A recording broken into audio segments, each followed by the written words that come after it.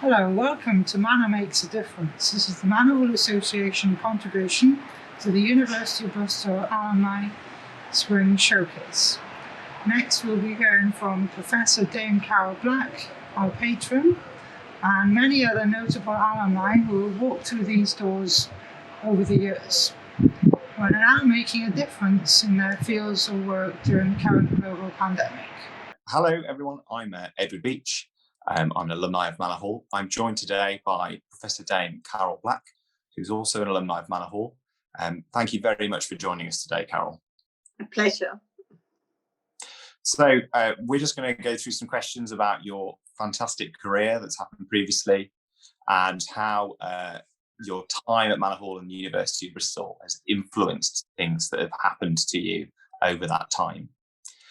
You originally came to university and actually studied history, despite your background as a medic. What was it that inspired you to make that change? I think once I got to Bristol, I began to think really what I want to do is something with people. And then I sort of remembered back in my school, when I did my O-levels, I sort of got both science O-levels, arts O-levels, a little difference between the grades, and I nearly went into the science 6 but didn't. I found the history master more attractive than the biology master, so I went into the history 6. I began to think I really want to do something with people, and I started to really mix with the scientists and the medics, and I think it took about another 6 months for me to think what I really would like to do, although it's probably not possible, is become a doctor. So I did the whole of my history degree after about the first 6 months, knowing I was really unhappy academically, but I was doing lots of other things, and enjoying being at university. I loved being in Manor Hall and thinking about how could I possibly change. You obviously then completed the BA. I did. And I think you went abroad to do some teaching. Well, I finished the BA and then thought I'll never be able to become a doctor. I'll do medical social work. So probably what you don't know is that I got a Bristol qualification in medical social work, and I thought that would take me into hospital near to patients. And it was whilst doing that, the woman in charge said, "You really want to be a doctor, don't you?" Mm-hmm. And I said, "Yes, I do." And I applied to Bristol to do first MB, because you could do a sort of shortened A-levels. You did it in 1 year. So you had to do your biology, chemistry and physics as a rather shortened course. I got on the course. And then I applied for some money from my local education authority, which was Leicester, and they refused. And I really felt completely shattered that I had the place, but no money. And I didn't come from a family that could have supported me. So I decided to do VSO abroad. And I went to the Gilbert and Ellice Islands in the West Pacific. Mm-hmm. So then you obviously came back, you did the first MB, and at that time you actually went back to Manor Hall and was there as the sub-warden. That's right. With Marjorie Tate. How was that? Well, Marjorie was my warden throughout all of my time there, and she was really a fantastic woman. I mean, she is the reason in many ways that my career blossomed. Marjorie actually believed in me. And even when I was an undergraduate and I wasn't, doing that well academically and hated it, she encouraged me to really explore things. I've forgotten what we were called. We weren't called the head girl, but whatever the senior person is in the hall, I became that. And then when I went back, she was the woman who said, if this is what you want to do, then have a go. Go try to do it. And if you fail, Carol, it'll be better to have failed than to think all your life, I really wanted to be a doctor. She was a fantastic woman, and really, really, I still miss her. It's then quite interesting that almost 50 years later, you become the principal of Newnham College in an almost identical role in a women's hall of residence at Cambridge. Do you think Marjorie influenced your position then, even that time later? Was there anything you tried to emulate of her when you took on your own that own position, or anything you didn't try to emulate? No, she certainly influenced me, because what I realized when I was young and if you like in hall, that she tried to permit any person there to develop to the best of their abilities. She didn't try to make us all the same. It was a very individualized, personalized thing for the student. And certainly in Newnham, I really enjoyed the individual students and seeing how they blossomed and what they became and what they chose to become. And not all of them, were going to really push the academia. Some of them really wanted very much to act or row or whatever. But I knew from having watched the way Marjorie brought students out and encouraged them, and she was always there for you. You knew that if you were in trouble, this woman was going to be there for you. And she was a very dignified, poised woman. And I think whatever had happened in her life that might not have been easy, she lost her husband in very unfortunate circumstances. You felt that there was this woman who was dignified, poised, and resilient. And they were the things that I tried to take along with me. Obviously, changing your career path at that point was fairly unusual at the time. And isn't that typical now? Would you have, based on your experience at Newnham, what sort of advice would you have for graduates that would then want to change their career path? I would say that if you really want to change, then have a go. Because, as you get older, the things you most regret are not the things you tried and perhaps, you weren't 100% successful. The things I regret in my life are the things I thought I'd like to have a go at, but I never either found the courage or I didn't have a go. Learning how to sort of, if I can put it, brush yourself down. And I learned, I suppose I was in my 50s by the time I learned this, that if things are really difficult, I put on, metaphorically, a Teflon coat and a tin hat. And I sort of feel I'm inside and I'm going to go out. And if I have to battle, well, I'll battle that day. So you then completed at Bristol and continued all of your clinical training, moving and completed your rheumatology training and going through some clinical research, and obviously had a fantastic clinical career, becoming an absolute expert on scleroderma, which obviously is a very complex connective tissue disease.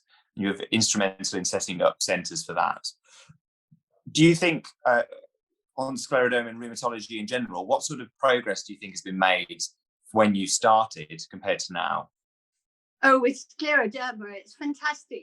When I started, the reason I got into it was a young woman that I admitted at the Bristol Royal Infirmary one night when I was just a qualified doctor. I was on the night take, who had scleroderma. I'd never seen it.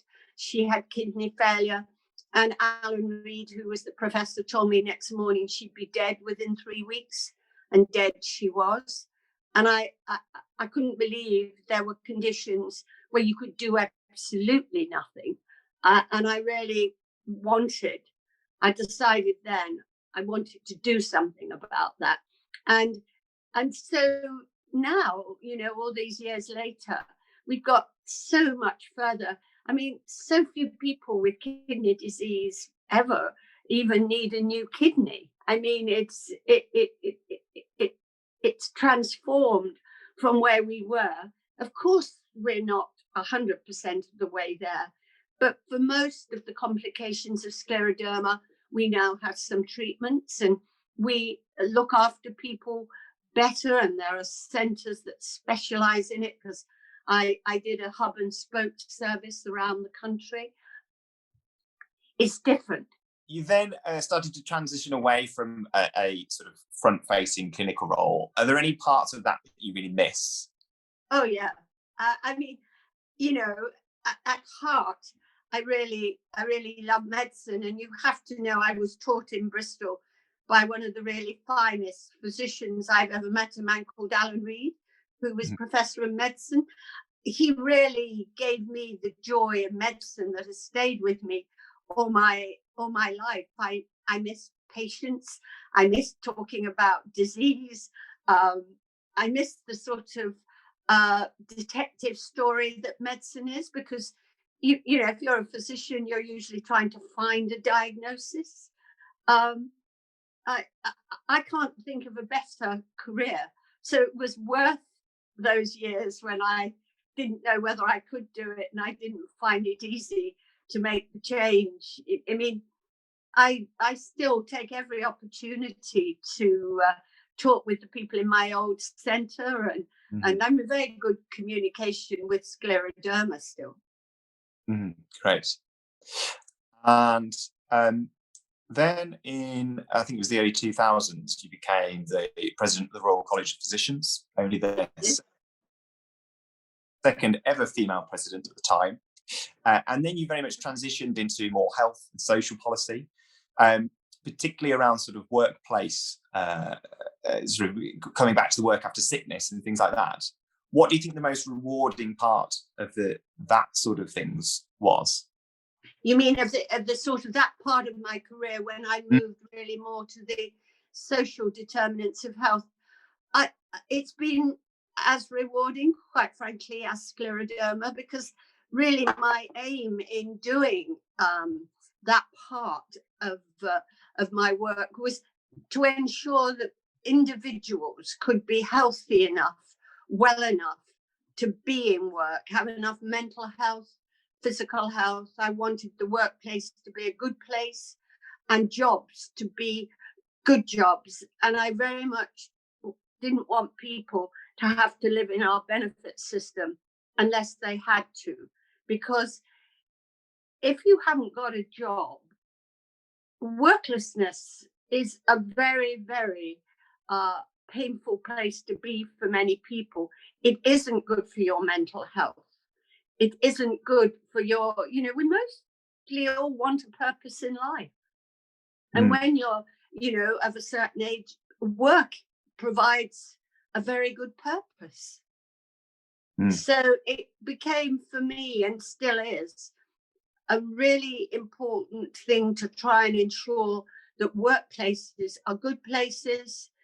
They treat people with dignity, they listen to them, they give them some autonomy, and they enable them to be at work sort of 100% in their minds. Because if you're unhappy at work, it's really easy to be there but not work very well.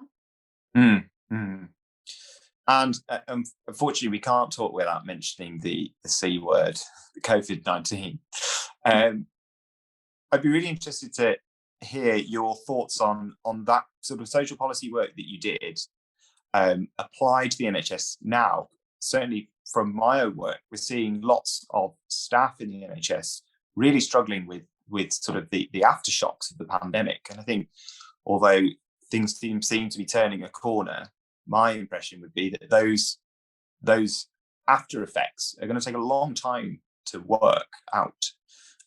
What are your opinions on that? No, you're absolutely right. I've been fortunate enough throughout the pandemic to sit on the NHS, first of all, on their group that was trying to develop health and wellbeing interventions for the acute phase. You know, what could we put in acutely. But I now sit on the NHS, what's called Recovery Commission. And that is what it says. It is about anticipating that for many people, it may be a much longer recovery. Some people have had to tolerate the most awful trauma. And if you think it will bear some resemblance to people returning from war, because they will have been traumatized by what they've had to do and what they've seen. So, I mean, what we've really been thinking about is what support do you have to put in, maybe over a year, maybe over 2 years for people if they require it. And it is things like allowing people, if they need more time off, to have it, allowing them when they come back to come back in a way that they are comfortable with, to make sure that if they want to talk, there are people to talk to. But it is not good practice to push that in their face. You know, it's got to be at the speed of the person who has felt traumatized. And I think it's really important that hospitals and places where people work really appreciate and make sure that the people who've really gone that extra mile for them are appreciated, and that they can be reintegrated well.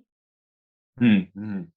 And I think we won't see a lot of those problems maybe until the pandemic is nearly over, and sort of won't all be exposed until people can finally sort of breathe a sigh of relief, and then they realise actually how traumatic it was.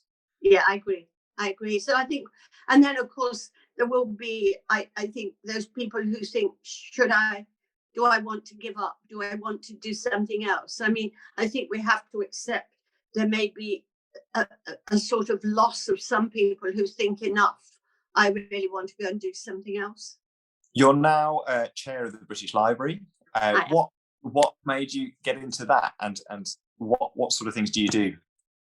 Okay, well, after I finished at the College of Physicians and I became the National Director for Health and Work, I began to think, you know, in a way, medicine provides you with lots of skills that aren't just about being a doctor. You'll discover that you have problem-solving skills. You acquire a whole lot of skills of people management, and I began to think, you know, what sort of boards and charities would I like to get involved with? So for a time, I was on the board of the British Cardiac Society, so you could say that was very medical. Then I saw advertised a place on the National Portrait Gallery, and they had to have either a doctor, a scientist, or an engineer. So I thought, why don't I have a go? And I got it. So I began to realize that if I was interested in different areas, well, I could have a go. I may not get something, but really, I'd learned, quite frankly, to deal with fairly reasonably well. And it was wonderful going on to the National Portrait Gallery, because I'd started to collect some Scottish artists. I was interested in the Scottish Islands. I like to walk on them. And so, of course, in an extremely modest way, I'd started to be interested in paintings. And I loved that. And so I realized that I could chair different kinds of things. So now I chair the British Library. I suddenly thought, well, it's such a wonderful institution. And I grew up in a house with no books. And here was this wonderful place with the most fantastic books. And I thought, I'll have a go. I mean, and I chair the Centre for Aging Better, which is one of the government's What Works centres, and also one of the fast stream training programs called Think Ahead, which is for mental health social workers. And the skills you need to chair, you know, the topic is, of course, important, but you don't have to be a specialist in the topic. No, I mean, you don't show any signs of slowing down. What have you got planned for the rest of the year and beyond? Right. Well, for the last 2 years, I've been doing an independent review of drugs for the government. So that's illicit drugs.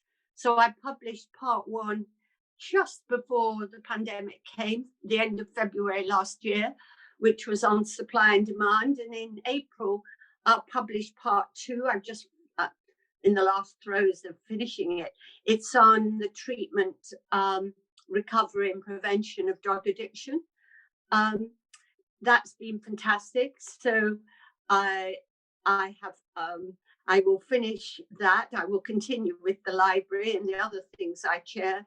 I'm also involved with UK Active, which is an organisation. This is what it says about getting people more active, because I think physical activity is so important as you get older to keep you, well, really as fit as you can be. I've learned to do more cooking, which I used to do when I was much younger. I love having something purposeful to do, quite frankly. I think that matters to me enormously.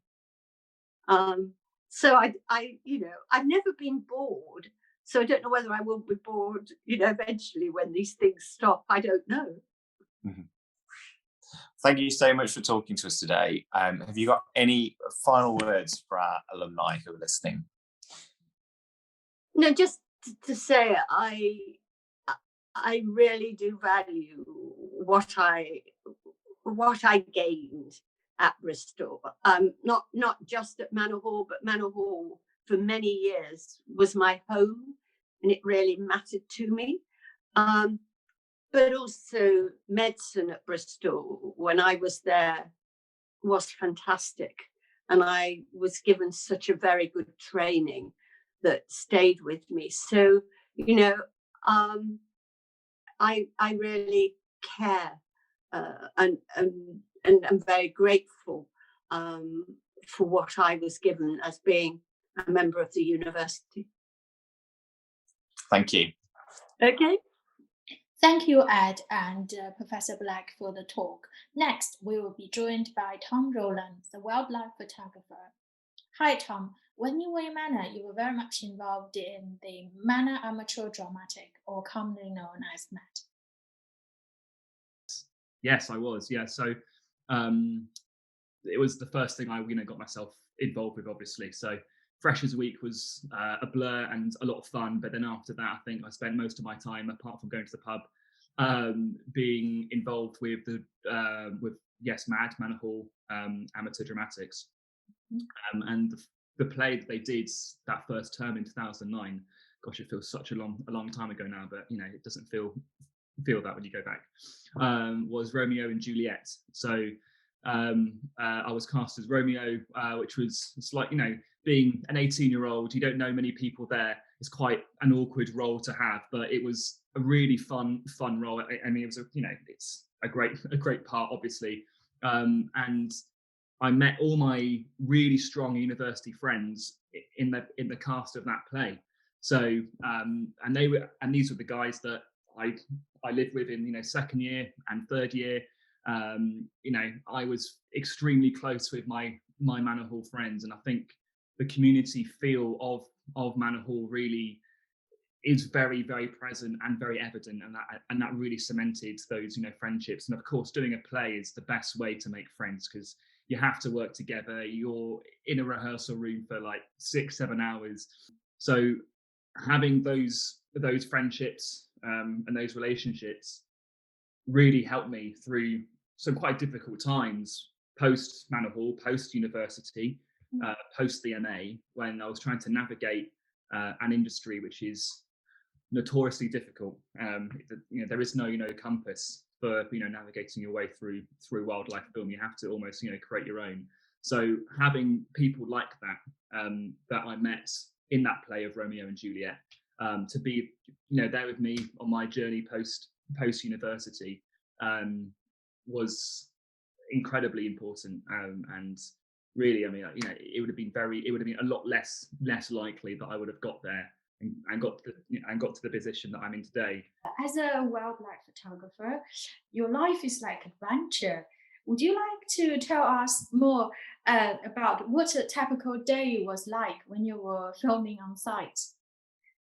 A typical day, I mean, we can use a case study. So I was recently filming for the BBC's Perfect Planet series, which was out on BBC One over January and February. And the sequence that I helped to film on was a sequence about carmine bee eaters and crocodiles and African fish eagles. So basically, the crocodiles and the eagles predate on the bee eaters, and then we look at basically how drought is exacerbating the destruction of their environment. So I had to go to Zambia in August 2019.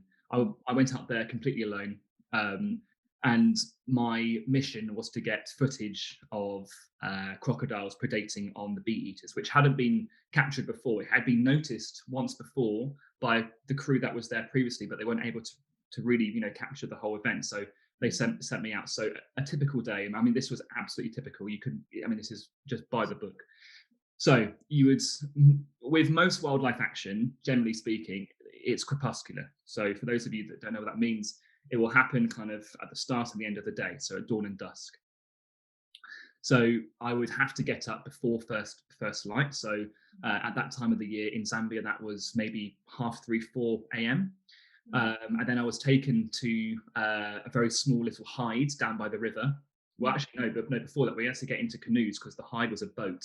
It was like a normal bird hide suspended on 5 or 6 canoes and then tied to a dead tree in the river.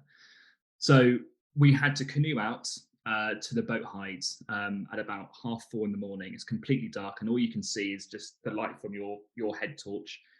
But the whole river, the Zambezi River, is just infested with crocodiles and hippos, two of the most dangerous animals I think there are in Africa, really. So all you can see are just the eyes of crocodiles and hippos on the river, basically at your level because you're basically at water level on the canoe. So you're having to canoe past all these crocodiles and hippos to get to your hide. Then once you get in your hide, your guide, who often doesn't speak any English, waves you goodbye, and you think, what the hell am I doing in the middle of the river with all these crocodiles? So you're then in the hide, and you're typically there. I mean, I was typically there for about 8 hours a day for about 2 to 3 weeks. So yes, so essentially, just to sum up the first part, early mornings, extremely early mornings, a bit of like trepidation, and then long hours in a tight enclosed space with the very high potential of seeing and filming absolutely nothing, which is exactly what happened. So the first day that I was in the hide, I saw a crocodile jump for one of these bee eaters. I thought, brilliant, okay.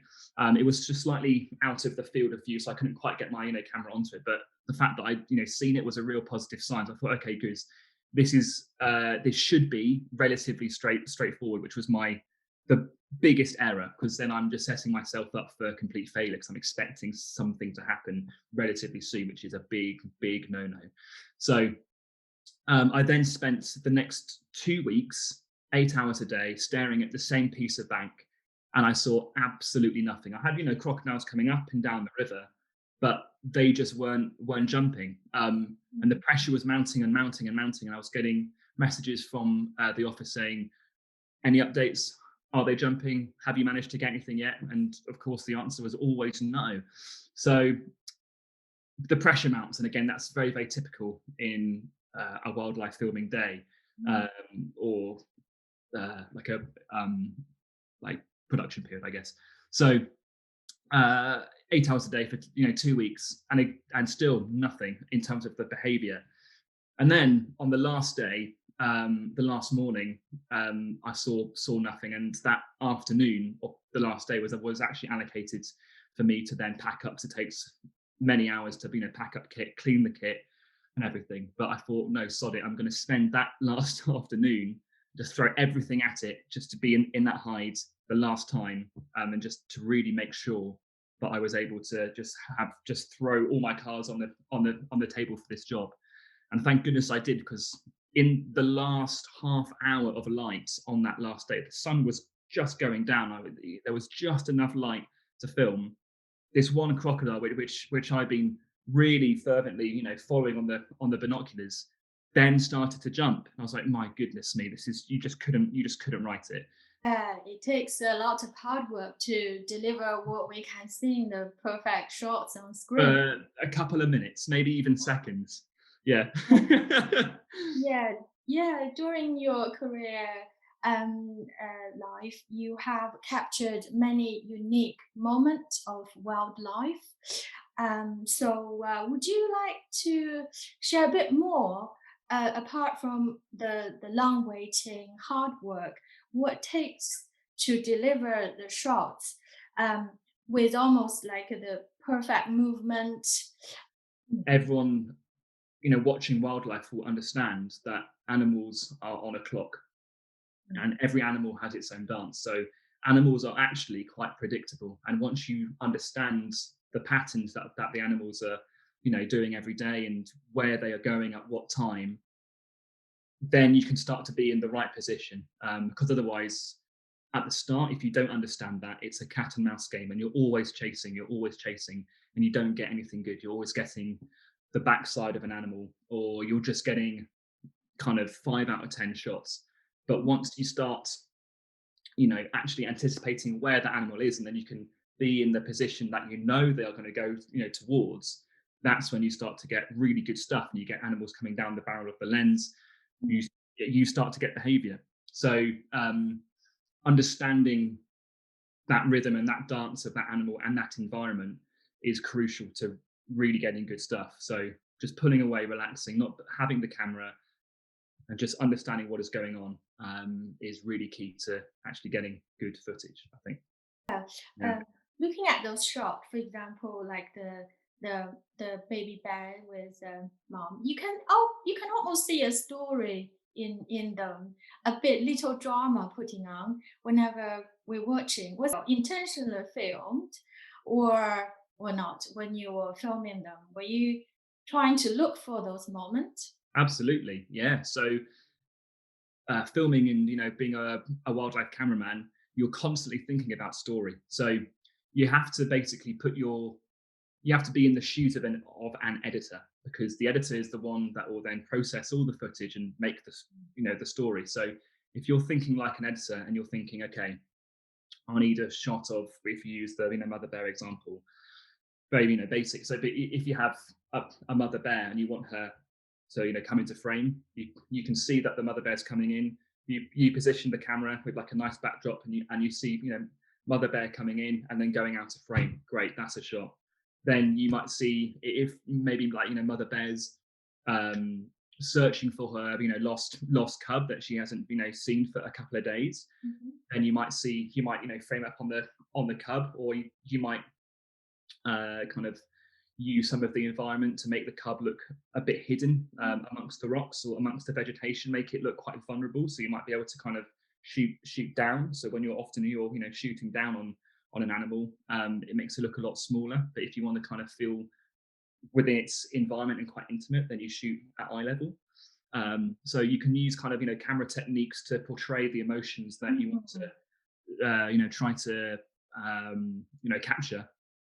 But of course, you film the story. Past year, you were working on the Perfect Planet. Yes. Yeah. So Perfect Planet. I mean, that's my last shoot for Perfect Planet was in November 2019. That was the last shoot, and that was one of the last shoots actually for the series as a whole. And luckily that didn't really get hit too much by the pandemic in terms of the actual filming.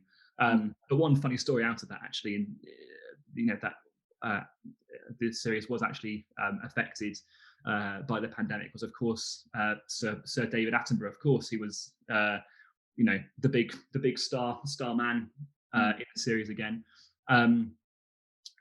When they were recording his narration, it was during the very heart of the pandemic. and they couldn't get David into the normal, sound booth that they do the recordings in Bristol because they were closed, and obviously, there are regulations, and obviously David's 94, so he's extremely at risk. So they had to do it in the most safe way possible, and so the producer Hugh had David on Zoom, and David did all the recording from his house in Richmond.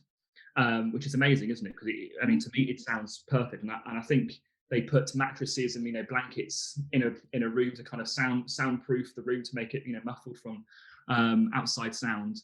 And then a sound recordist was then sitting in his car outside David's house, and they basically had a microphone on a very large lead that went in through the kitchen window or the bedroom window into the room that David was in. And David was able to record from the comfort of his own home with the sound recordist in his car sitting outside David's house, doing the levels, making sure it was all fine, with the series producer Hugh back in his house in Bristol, directing David over Zoom.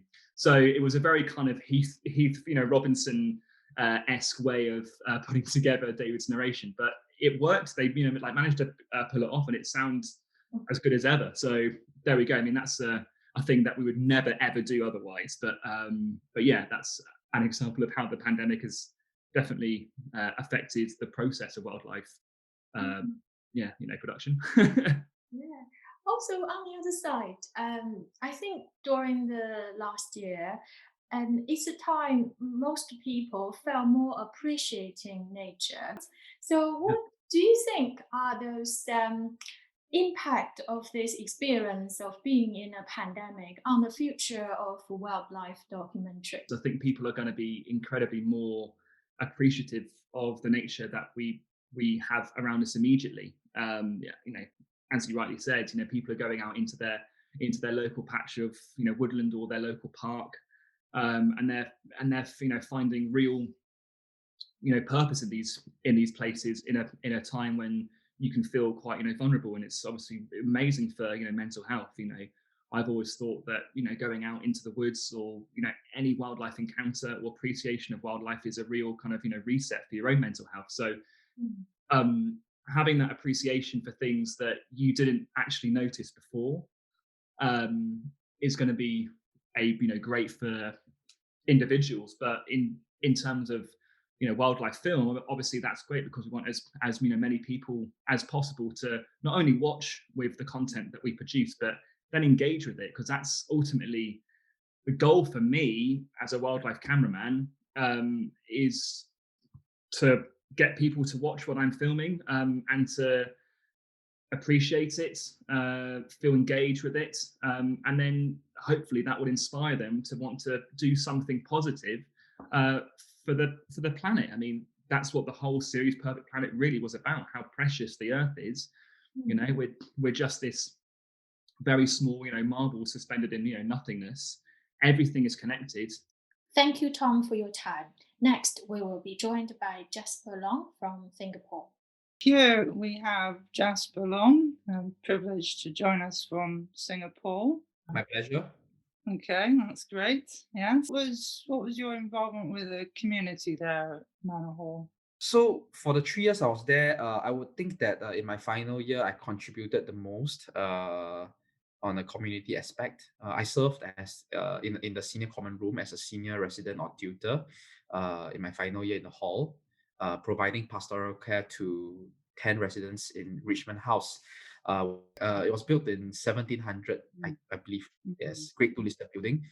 Very nice place. I had a huge room to myself with garden access. Also, apart from being a senior resident, I was also, along with yourself, I also served as an advisor and manager at the Sun and Serpent, the hall bar, when it reopened after refurbishment in 2013, I believe. In the summer of 2013. So what ways do you think your time at Manor Hall helped prepare you for your and at the university as well, help prepare you for your life after you graduated? I would think that well, as a resident and eventually a senior resident at Manor Hall, I was quite fortunate to have flatmates and hallmates from various different socioeconomic backgrounds and countries from different walks of life. So I think just this aspect helped me realize the importance of being adaptable and also empathizing to everyone's difficulties. So I think these serve as important qualities uh, for my entire career actually after university. So after you finished university, you moved back to Singapore. That's right. Yes. You started at Singapore Airlines. Where I am right now, I'm actually based in Indonesia now. I'm just back in Singapore for a short trip, but I'm based in Surabaya, Indonesia. Currently, I'm serving as the overseas area manager for Central and East Java of Indonesia. Okay. Yeah. How do you think that Singapore Airlines has been able to adapt to maintain flights during this difficult time with the global pandemic? Well, it's difficult really because the airlines are the heaviest hit or impacted industry uh, from this pandemic. Of course, because of all the border closures, restrictions due to the pandemic. But I think there's always a silver lining. So out of this pandemic, we have seen opportunities where we can trim back in, uh, you know, inefficient or inefficient processes or cost inefficient practices that we could, trim off or make changes to in preparation for all the restart of international travel, and that will put us in a position of strength when we return to the skies again. Are there any extra things that you've had to consider to keep the essential travel going? Yes, of course. There needs to be the health and safety management protocols that we have to put in place to make sure that aircraft is clean, our cabin crew is aware of all the social distancing rules, the PPEs are all in good stock and order, and that our staff are sensitive to people's concern and needs in this extraordinary time. So of course, the one of the steps that the airline is taking is to get most of our frontliner staff vaccinated, and we recently became the first airline in the world to operate a flight that was 100% staffed by fully, and when I say fully, it's like two double dose vaccinated crew. So that was a milestone for us, and we hope to be able to get 100% of the operating crew vaccinated as soon as possible, so that customers can travel with a peace of mind. Thank you for watching. There will be other conversations with Manor Alumni that you can find links for on our website.